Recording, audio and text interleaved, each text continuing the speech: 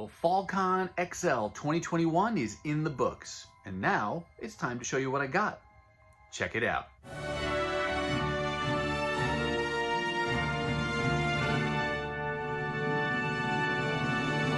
Hey everyone, and welcome to my channel. My name's Chris, and this is Northgarden Comics. Well, FallCon is in the books, and I've got a haul of treasures to show you today. I will say that the show overall seemed to go off pretty smoothly. I was really happy to be able to get back out there and go to the show that's been missing for the last 2 years. And I talked to Kent and Kevin, the owners of Most Wanted Comics, just to ask them how their day was going. Were they busy? Did it seem like a successful show? And they seemed to be pretty positive about it. So I hope that that was a shared experience by all of the vendors, dealers, and creators and others who attended that day.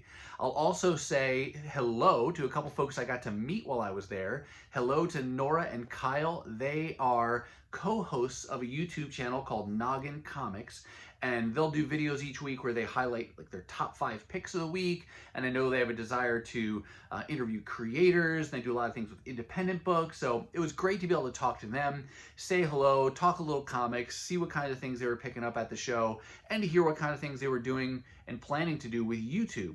For example, they mentioned that they are going to be attending the upcoming New York Comic-Con and might even be doing a live stream. So I'll put a link to their channel down below if you want to check that out. I'll admit that I've never been to one of those big shows like New York Comic-Con or C2E2 or San Diego.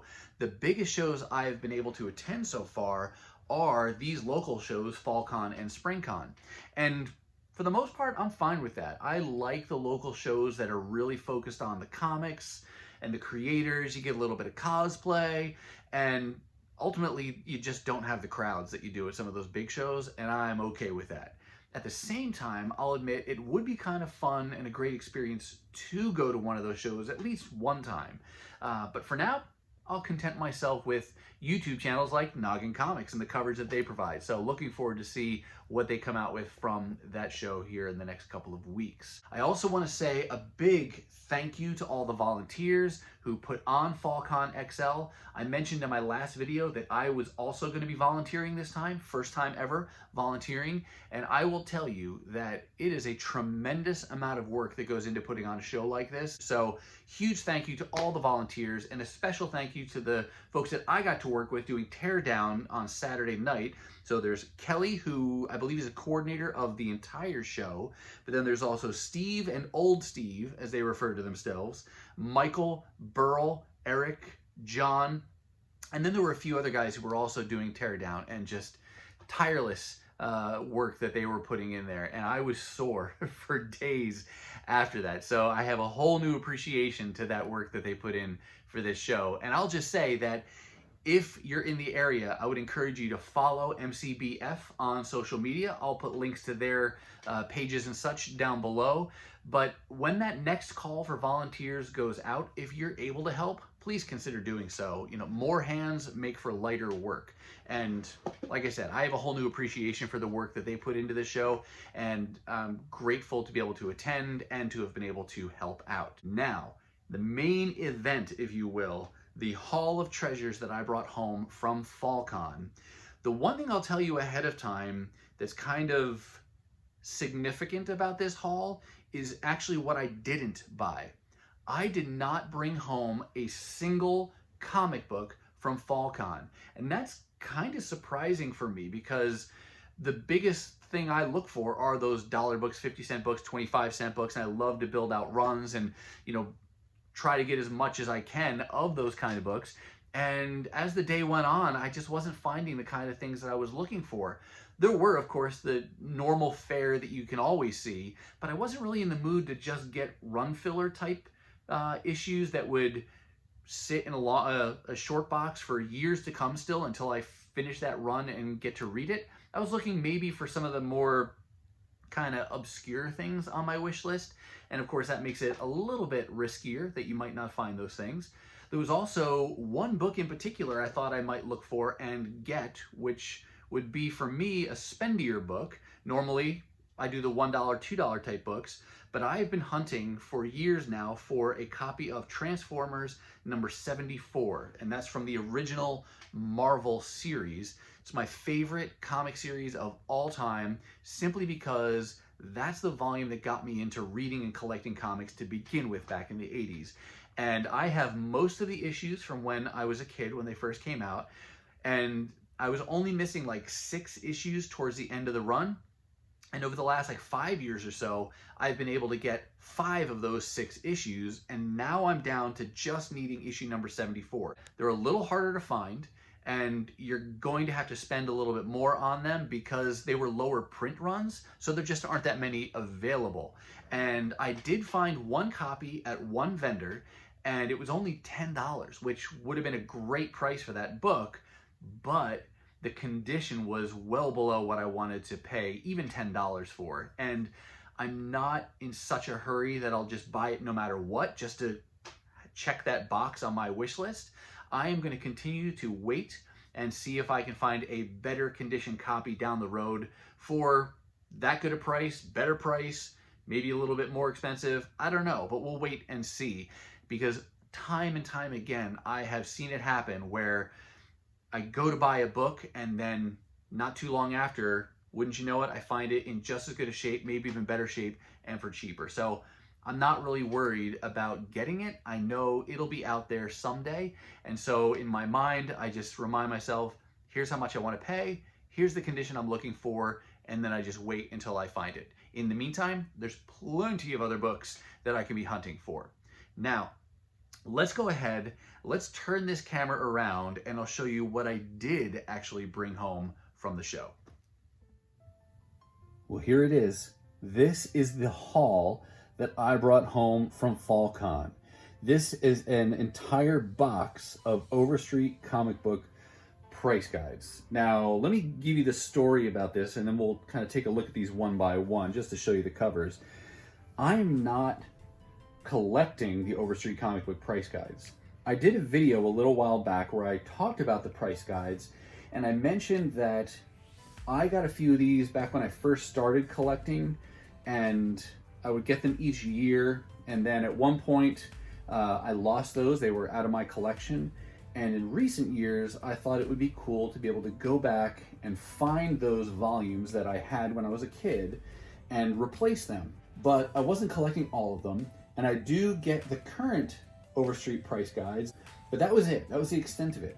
And at a previous FallCon, I had seen these Overstreet comic book price guides, or some, and it was at a table that they call the charity garage sale table. The way that table works is that people donate items from their personal collections, comics, posters, action figures, books, etc. And then the folks at MCBF will sell those things at the show and then take the proceeds from that and donate it to charity. And at a previous show, I had seen a couple volumes of Overstreet price guides, and they were some of the volumes that I needed for my collection, but at the time I wasn't even thinking about it, and so just walked away. But I remembered seeing them there.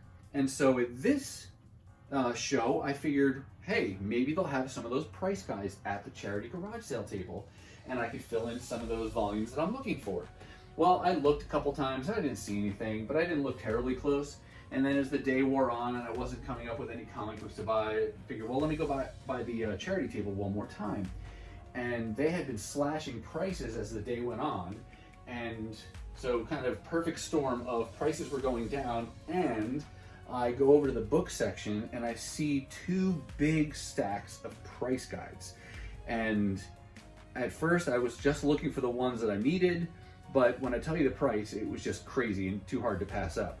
The price on these were 50 cents a piece, or 3 for $1. And if you've ever looked for price guides before, I don't know about you, but I've never seen them that cheap. Usually the cheapest I see is like $5, $6 for a price guide. And so I figured, what the heck, I'll just get all of these and worry about it later. I'm excited to have them now, they're in my collection. And I was talking to one of the vendors, Matthew, and told him about this haul that I scored. And he said, do you collect the Overstreet comic book price guide? And I said, I do now. Because with this, there were almost 2 dozen of these there. And so now these plus what I already have, I have more than half. So more than 50% of the way to having all of the price guides. I know that I will never have all of them, if for no other reason. Number one, or the volume one, is actually highly collectible and worth a lot of money, so I'll never buy that one. But some of the others, they're fun to have. It's fun to look back and see what the values of books were at that time. But each of these price guides as well has a market report in the early part, where all the contributors, their individual collectors, their store owners, or other industry professionals, and they do a little, it's like a yearbook for comic books and the comic book industry, to see what was selling, what wasn't selling, what were significant factors in the market that year. So that's a fun little thing. So let me go ahead and move this box aside, and then I'll just show you each of these books individually. I'm going to do these in reverse order. So you're going to see the newest volumes first, and then we'll work our way backwards. The newest one they had was volume 44. And it's got this cool Batman cover. And this is another part of the price guide that makes them kind of fun to collect too, is the cover art. And there's usually at least 2 different covers. And I'm not sure if like this is one cover, if that's another cover on the side there. But they come in a couple different versions too. There's the paperback that usually has a couple covers. And there's also a hardback version that they sell as well. And these were all in really nice condition. So we got number 44, 43 with the X-Men on the cover there, 42, the Avengers. And these are larger. You'll see when we get back at a certain point that they'll actually reduce in size. And then 41, Supergirl and Batgirl. And 40. One thing I have noticed, it seems, and maybe it's just because I'm biased, but as a primarily Marvel collector, it does seem like DC gets the majority of covers. I would actually have to go cover by cover to see if that's actually the case, because what you're seeing even here is a mix. Here's 38. Some of the Marvel villains. 37, which is actually the one hardcover version that they had.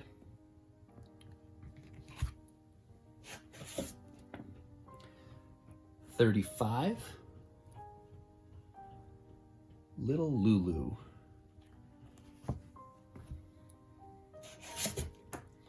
34,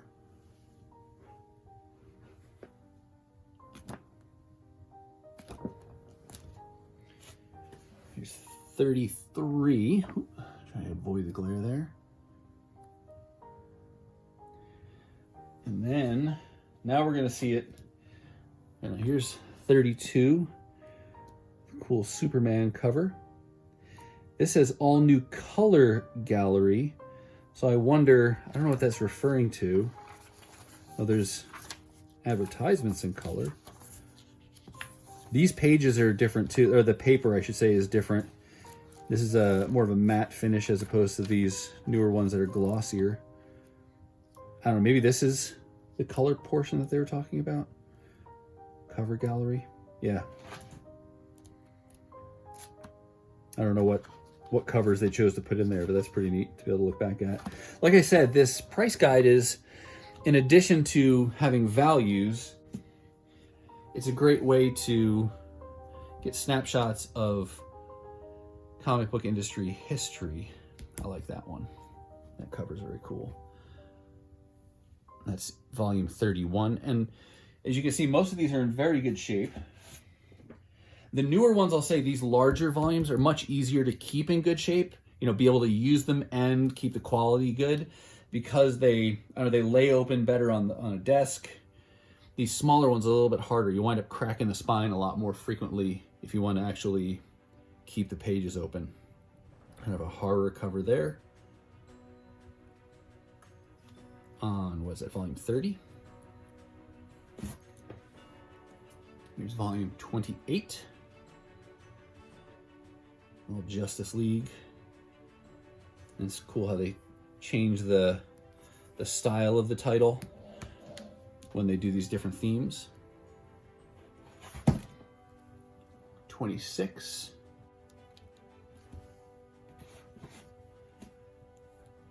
For, what is this? 25, there's actually two.